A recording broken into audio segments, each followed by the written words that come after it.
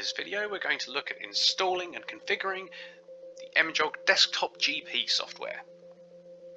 We're going to begin at the website of mjog.com/download. Once here there are two buttons, one labelled download now and another click to download. Your browser is then going to download a small executable file, and once that's ready we can click to launch. There should be several prompts.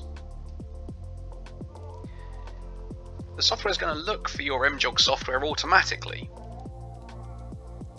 If it cannot find your MJog software automatically, you'll be presented with this prompt. To find the URL for your MJog software, open the software.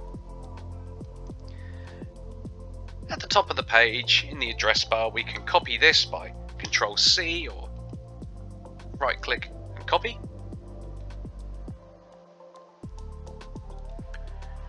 We can paste that into the prompt.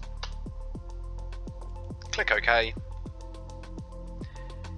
And we have a further prompt saying the software is correctly configured and is ready for use.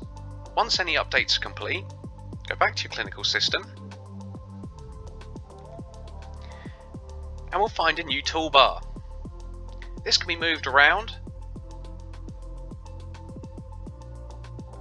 and provided you're currently logged into MJog, you'll have a green alert for any replies you already have waiting in the system. And with the floating head icon here, we can message whoever is the currently active patient in your clinical system. So if I click that, and from here we can type out a message or pick from a template and send. You may wish to set up individual user accounts for each of your people who wish to use the software. To that end, from the MJog homepage, via all options at the top, we can scroll through this list, and near the bottom there is an option to manage MJog users. From here at the bottom of the page we can add a new user, complete the fields, name, username and so forth. But two main points to consider. If you want your user to be able to send messages, they will need an access level of at least read-write.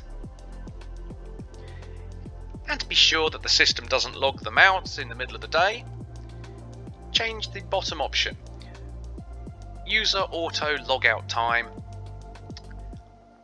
We can move that as far ahead as necessary. Let's say 12 hours. And then save your settings for your new user.